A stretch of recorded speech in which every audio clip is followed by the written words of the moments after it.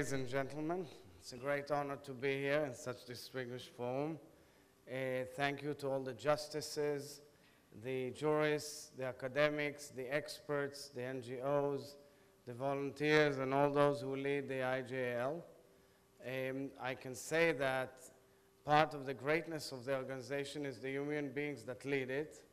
I have a special close relationship as a friend of Mayor Linzen, but I can also add to the fact that Mayor, apart from his great energies, was a stagiaire, was the legal assistant of my late father, Herzog, who later became the president of the State of Israel.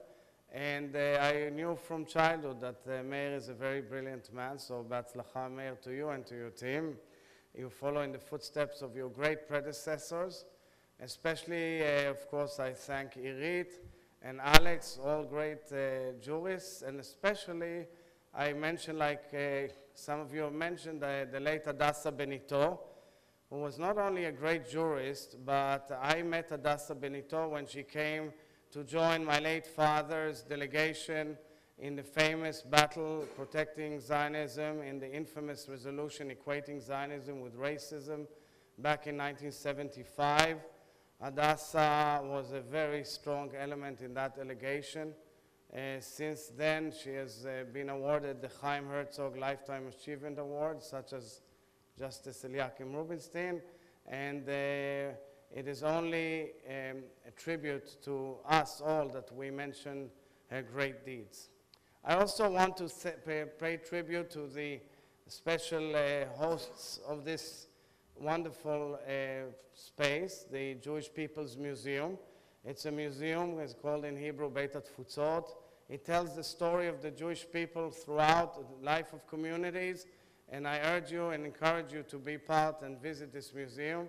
It was led in recent years in a remarkable way by my good friend, our good friend, Irena Nevzlin. Thank you, Irena, for the great work you're doing. And I commend you for inaugurating the new wing that has just been installed, and you can see it all for yourself. So we are at the forefront of combating one of the worst evils of humankind. And I must say that since World War II, this is the worst period of dealing with anti-Semitism in modern times. We see an increase, a major increase in anti-Semitism all throughout the world. We see a 70% increase in France. We see 60% increase in Germany. We see the political system in Britain ridden with anti-Semitism, at least with one of its main pillars, the Labour Party in Britain, where if you're Jewish, you're stricken most of the times out of the party. You see members of parliament of the Jewish faith quitting the party. You see a rise of anti-Semitism in Latin America. And you see anti-Semitic attacks and swastikas on campuses all over North America. And you see every day an attack on Jewish institutions. Last week I visited, as part of my position, the famous first synagogue in Northern America, which is the Jewish synagogue, the TZUR synagogue in Rhode Island, in Newport, Rhode Island. And I saw the declaration of President George Washington as he went to the synagogue and gave a decree of the equality and liberties of Jews. And I thought to myself, Jews were never hurt for being Jewish in that land, except in our shift this year.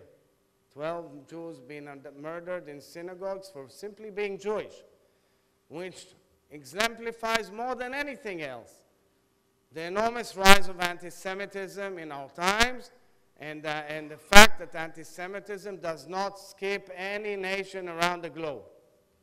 And that calls for unified actions of all elements that deal with fighting anti-Semitism. All organizations, all NGOs, United Nations, which have actually published an incredible report on anti-Semitism, probably a lot with the assistance of IJL, the European Union, governments, etc. And the battle has to be dealt with in three major tiers. First tier is defense, making sure that Jews are protected. Meaning, first of all, physical protection, unfortunately. Yes, unfortunately, Mothers and fathers around the world are asking me when I visit communities, you mean we have to warn our kids? You have to be more on alert. That's the answer. So the Jewish Agency has established, following the horrific assassination of children in the Toulouse Jewish school in 2012, a foundation which supports communities all over the world, and together with many other institutions, we are protecting Jewish communities all over the world. We've assisted 600 institutions. And when the assassin in Halle, broadcasting live, I hate all the Jews, they must die, and the Holocaust didn't exist, tried to break into the synagogue in Yom Kippur, he couldn't break because simply we have installed locks and cameras who saved 100 Jewish lives.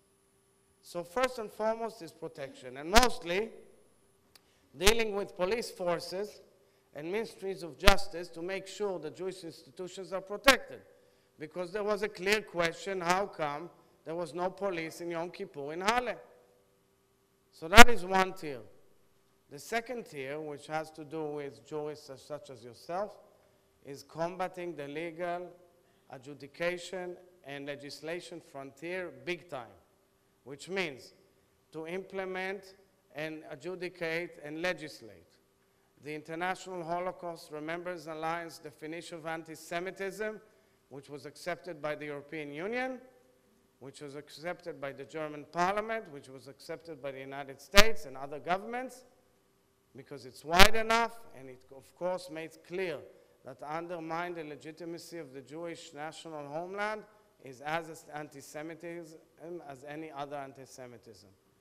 And this is a major battle all throughout the international community, and I call upon the IJL to be at the forefront of this. But more importantly, is going to court and suing and fighting on the right of Jews to live in peace and tranquility with full security anywhere around the globe. There is a problem now on US campuses. I can tell you of an event because we have, with the Jewish Agency, fellows on all over the world in campuses. Israelis who are trained and go to campuses to fight BDS and anti-Semitism. We see attacks every day.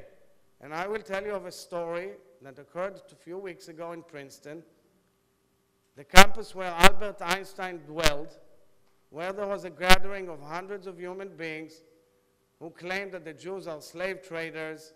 And when our fellow walked in and said, I want to present a case, he was kicked out, and they told him, you're a capo from a concentration camp. And that is what we are faced with in various places around the globe. That's where it takes legal action, with no ifs and buts, to employ the rules of law to defend the Jewish people. And thirdly, it has to do with education.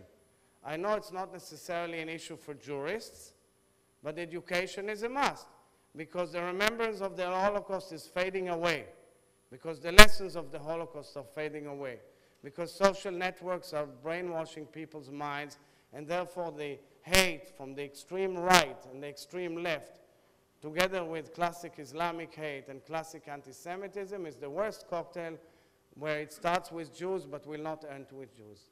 So that is why this is a call of the battle of the era, and I am sure that together with joint forces all throughout the world, we can overcome it. I commend the International Association of Jewish Jurists and Lawyers for taking action, and we are ready to further and strengthen our cooperation. I wish you a successful conference and successful deliberation. Thank you very much.